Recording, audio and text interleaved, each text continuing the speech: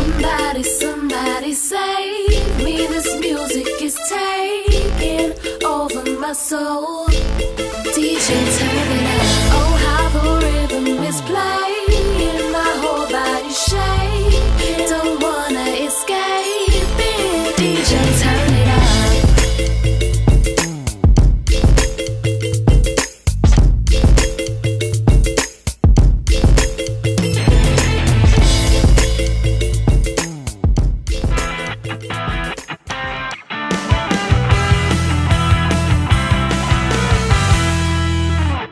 My name's Emma and I work for a local district council, and my job title is Community Development Officer, which means I do lots of work with lots of different types of people, but in particular I do quite a lot of projects and work with young people. Geographically, I cover the area of West Dorset, so with sort of Bridport, Dorchester, Sherborne, over to Lyme Regis. So that kind of area, and all the villages in between. I've been working with young people and music for about 6 years now, and I started off following an out survey in the Dorchester area, which was talk to young people about what provision there was for people in that kind of area in the outlying villages. And it was found that there really wasn't much going on for them musically, and as a result I got involved in sort of setting up a youth music festival.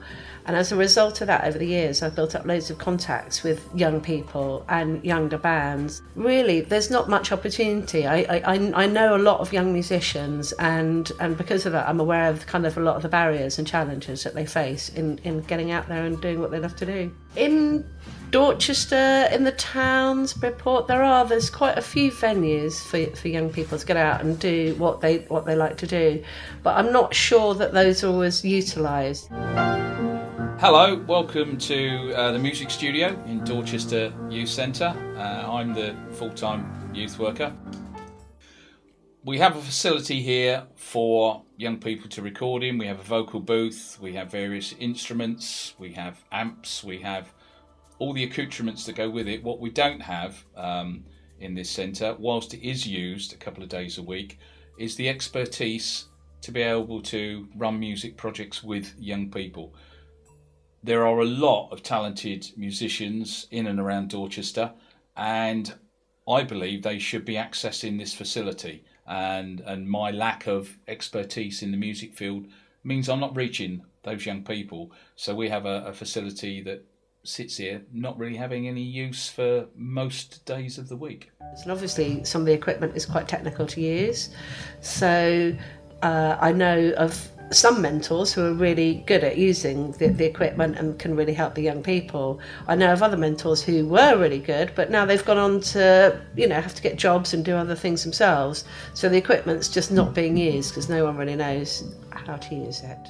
In terms of performance, there are a few great projects. Pop Club is a brilliant project. It's really, really exciting, and that makes a real difference for young people because it brings together lots of different young people with lots of different musical talents into a big sort of melting pot where they really have the opportunity to play along and do different things and play along with different musicians. And I think that gives them a real confidence. And out of that, obviously, I know several sort of musical partnerships have developed. One of the things that I think would really help young people get more access to music is just making better use of the stuff that we've got out there already. So there are opportunities. Obviously, there are opportunities within school, but not every young person engages with the music service within school, and not every young person's in school as well. So I'm talking about sort of recent school leavers and so on, or people in school who just don't have teaching and access music that way. We've got youth centres all across West Dorset. We've got these fantastic resources that I mentioned. So Bridport Youth Centre. I'm James Ward-Rice. I'm the area youth worker for Dorset County Council. In Bridport we have a music studio in which is open and accessible to local young people. My name's Harry Warren and I run the Humph Sound Studio here in Bridport Youth Centre. And how many young people access the studio, say in an average week? Well, every week is different somewhere like this, and again with something like this, it's not about numbers per se, because a lot of what I work with are single, people on their own, as well as bands. But Well, on a typical week, I would say probably 20 individual young people probably come through the studio. And what musical genres are they looking at? Musical genres wise, I literally do everything from pop, from girls coming in singing the latest pop singles to backing tracks, through to funk bands, heavy metal bands, hip hop producers, rappers, and literally everything in between. Okay, and is there anything that's not currently happening that you'd personally like to see taking place? I mean, from my point of view, I like the way it works here. You know, we try and give young people access as much as possible to whatever they want to do. So, you know, for example, on a normal youth club session, if a young person expresses an interest in the studio, we'll do our best to explore that with them. So there are these spaces across West Dorset, and there's probably more spread about, you know, in Weymouth and Portland and so on, that I'm not so aware about because they're not in my patch. So we use the studio just on a Sunday at the moment. This is basically 9 in the morning till 10 at night. So full day to really get the utilization that you need. If you're in recording, for example, when you want an 8-hour session, you can do that. And it's a Sunday too. What else do you want to do? On the average Sunday, we probably work with somewhere between 9 and 15 young people, including people that come for commercial purposes and their own kind of youth-based stuff too. We work particularly with Weymouth College and their students in the videography and sound section, but we also pick up a lot of bands and stuff as well from there. I'm Martin Mullender and I am a director of Portland Rocks CIC, which is a community interest company. And Portland Rocks is a community arts company set up just over 2 years ago, and we provide music and arts workshops at the moment for young people, but the structure of the company is such that we can also choose to work with adults if we wish to as well, which is something we are quite interested in developing. We are based on Portland, which is connected to the rest of Dorset by just a single road along Chesil Beach.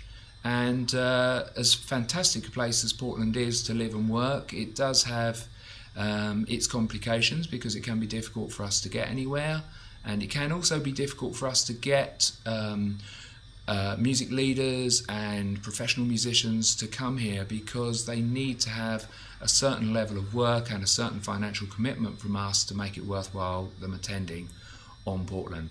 But having said that, we've been very successful over the years. We've had the Mini Bournemouth Symphony Orchestra here. We've worked with youth music. We worked with Lekon Babalola, which included Mickey Wills and Kate Luxmore. You did do that, didn't you? That was you. And so we've been able to give the children of Portland some really fantastic experiences. We also take them to Music for Youth festivals. We've been to Southampton and we've been to Taunton. And we played on the fringes of the National Festival up in Birmingham as well.